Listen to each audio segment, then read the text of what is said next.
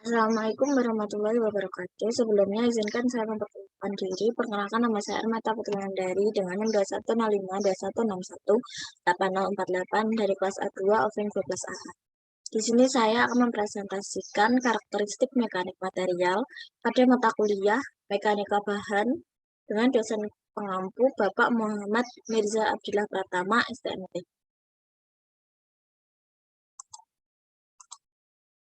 Di sini saya akan membahas mengenai Poisson's ratio, modulus elastisitas, dan Hooke law. Yang pertama ada Poisson's ratio. Definisi Poisson's ratio. Poisson ratio merupakan konstanta elastisitas yang dimiliki oleh setiap material. Sebuah material yang diberikan gaya satu arah, ditarik maupun ditekan, akan mengalami perubahan bentuk. Selain perubahan bentuk ke arah gaya yang diberikan, ada juga perubahan bentuk ke arah yang tegak lurus dengan arah gaya. Poisson ratio adalah perbandingan dari perubahan arah aksial dengan perubahan arah transversal. Ketika sebuah gaya satu arah diberikan kepada material tersebut sehingga menghasilkan regangan dan membuat material tersebut terdeformasi. Kita bisa menyimpulkan Poisson ratio dengan material tersebut dengan persamaan nu sama dengan negatif D transversal per D aksial sama dengan negatif D epsilon Y per D epsilon X, atau dapat disederhanakan lagi menjadi negatif epsilon H atau epsilon horizontal per epsilon V atau epsilon vertikal. Di sini ada ilustrasi mengenai Poisson ratio, yang mana pada gambar A, sebuah benda diberikan gaya tarik. Benda tersebut mengalami pertambahan panjang, namun lebarnya semakin mengecil atau berkurangnya lebar.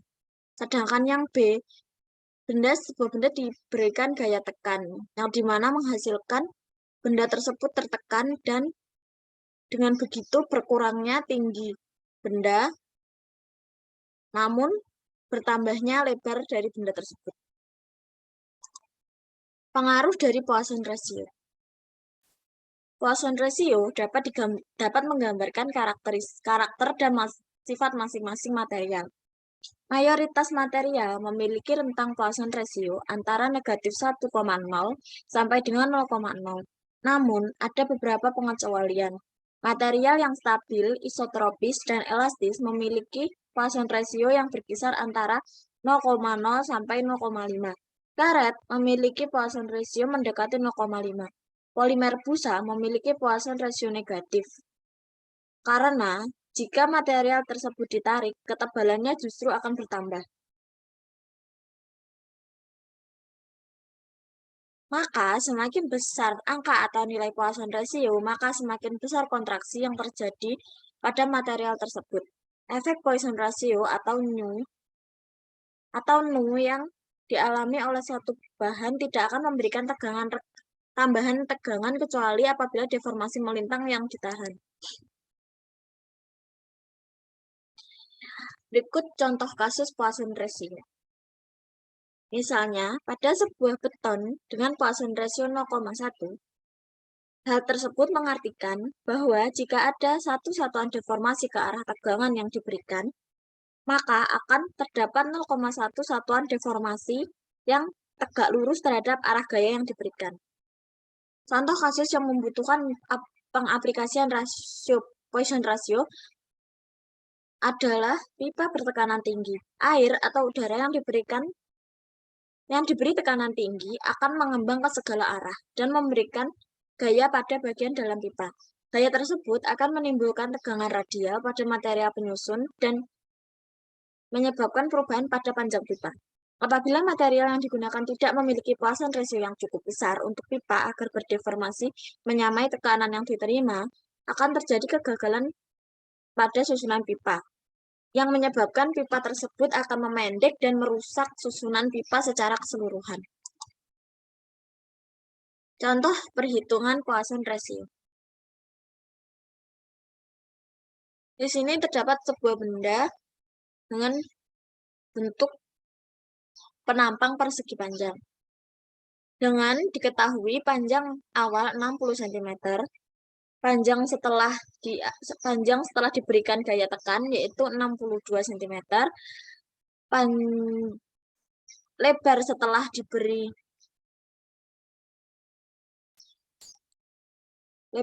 diberi gaya atau lebar awal yaitu 120 cm, lebar setelah diberi gaya yaitu 100 cm.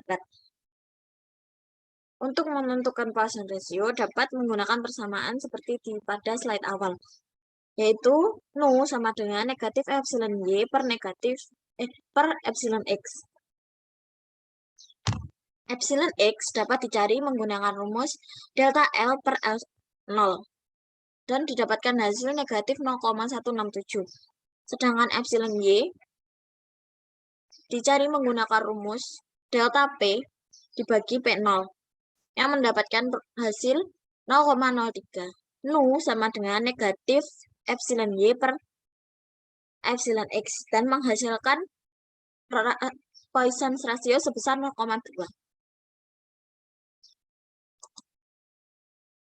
Kemudian modulus elastisitas. Definisi modulus elastisitas. Modulus elastisitas adalah angka yang digunakan untuk mengukur objek atau ketahanan bahan untuk mengalami deformasi elastis ketika gaya diterapkan pada benda tersebut. Modulus elastisitas suatu benda didefinisikan sebagai kemiringan dari kurva tegangan-regangan di wilayah deformasi elastis. Bahan kaku akan memiliki modulus elastisitas yang lebih tinggi daripada bahan yang elastis. Modulus elastisitas suatu benda dirumuskan dengan E sama dengan tegangan per tegangan. Sama dengan atau yang dapat dijabarkan lagi menjadi sama dengan P per A per delta L per L0. Sedangkan untuk modulus elastisitas dari beton menurut SNI 032847/2002 dihitung menggunakan persamaan modulus elastisitas atau modulus Young sama dengan 4700 dikalikan dengan akar dari kuat tekan beton.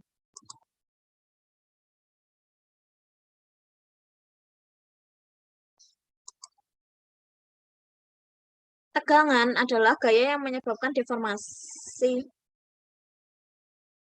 dibagi dengan daerah di mana gaya tersebut bekerja. Tegangan adalah rasio perubahan beberapa parameter panjang yang disebabkan oleh deformasi ke nilai asli dari parameter panjang tersebut.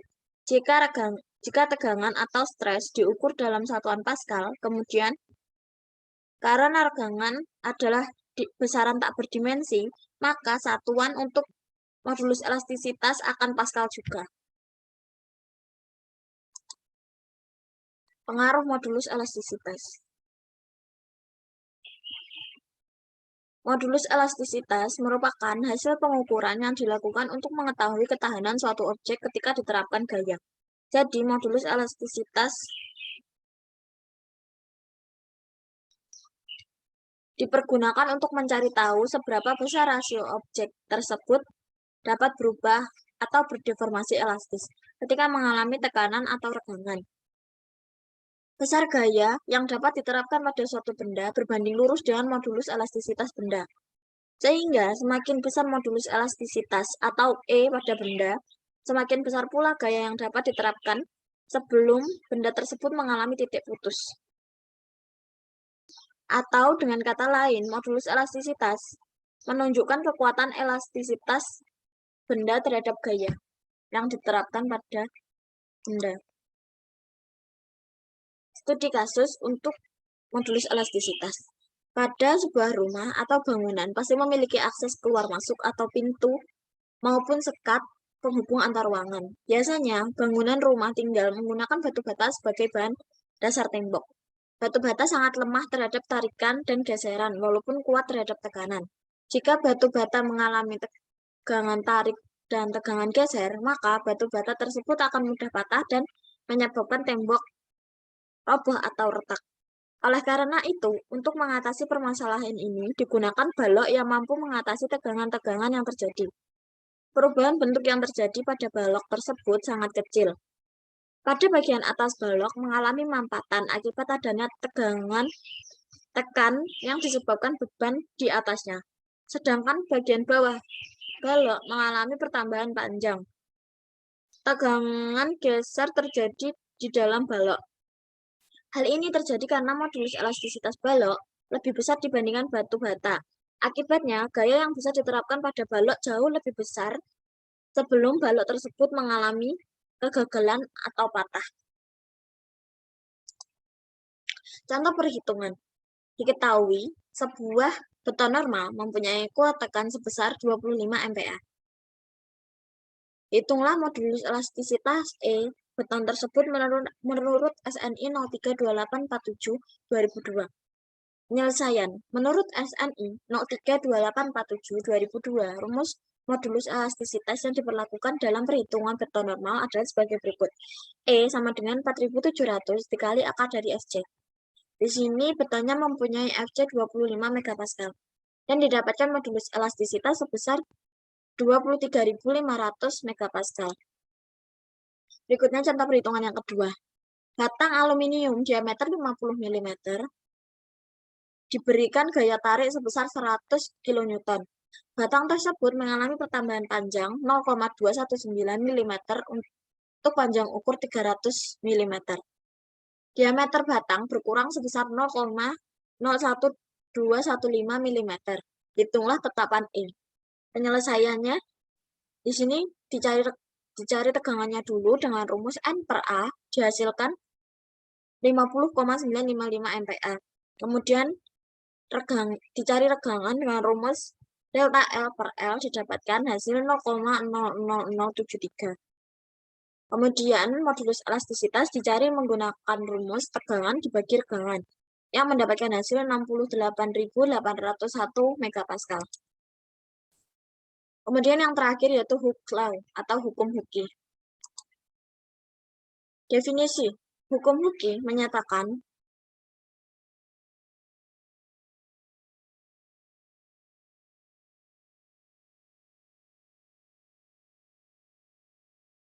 hukum Hooke merupakan suatu hukum atau ketentuan tentang gaya yang ada di dalam bidang ilmu fisika yang terjadi karena adanya sifat elastisitas benda. Menurut Robert Hooke, seorang ilmuwan yang menemukan hukum Hooke, benda dibedakan menjadi dua jenis. Antara lain benda yang bersifat elastis dan benda yang bersifat plastis. Pada kondisi elastis, nilai tegangan dan regangan material bersifat proporsional atau berbanding lurus. Hal tersebut dapat dibuktikan menggunakan rumus sama seperti rumus modulus elastisitas. Hukum Hooke menyatakan bahwa deformasi material berbanding lurus dengan beban yang diterapkan secara eksternal pada material. Deformasi pada material ini dapat berbentuk perpanjangan atau perpendekan. Untuk menghitung deformasi dibutuhkan 3 persamaan umum, yaitu yang pertama rumus modulus elastisitas, di mana tegangan dibagi regangan dengan rumus tegangan P per A, rumus regangan delta L per L. Ketiga persamaan tersebut kemudian disubstitusikan sehingga mendapatkan persamaan E sama dengan tegangan bagi regangan sama dengan P dikali L per A dikali delta L. Kemudian didapatkan rumus untuk perpanjangan atau perpendekan benda, yaitu delta L sama dengan P dikali L per A dikali E, di mana persamaan tersebut dapat dimodifikasi sesuai kebutuhan.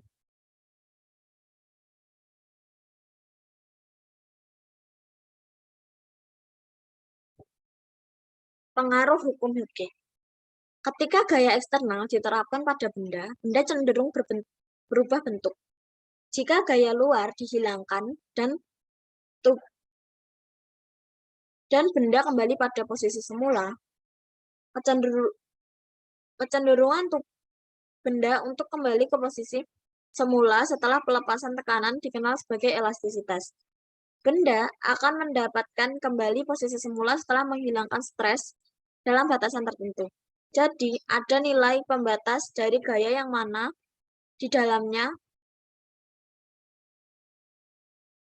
deformasi menghilang. Tegangan yang berhubungan dengan gaya pembatas ini disebut dengan batas elastisitas dari material. Hukum Hooke penting untuk memahami perilaku material saat diregangkan atau dikompresi. Juga untuk mengetahui berapa batas, beban, atau gaya yang dapat diterapkan pada material tersebut. Kemudian ada studi kasus. Salah satu fenomena yang memerlukan aplikasi hukum Hooke adalah pada konstruksi jembatan. Para insinyur memilih bahan bangunan berdasarkan dua hal, yaitu yang pertama harga dan yang kedua kekuatan. Kekuatan sebuah bahan dipilih berdasarkan tujuan pembangunannya. Perkembangan sains dan teknologi di bidang material memungkinkan kita untuk membangun jembatan yang lebih besar dan panjang serta hemat biaya. Salah satu faktor untuk menentukan kekuatan suatu bahan adalah dengan mengetahui sifat elastisnya. Karena apabila tidak diperhitungkan sifat elastis, maka kemungkinan jembatan roboh akibat tidak menahan beban akan semakin besar.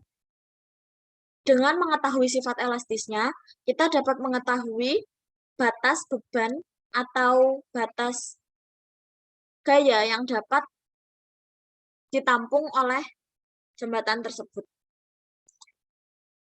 Contoh perhitungan, sebuah baja dengan modulus elastisitas 75 GPa berbentuk silinder dengan diameter 10 mm dan panjang 500 mm ditekan dengan gaya sebesar 5 kN.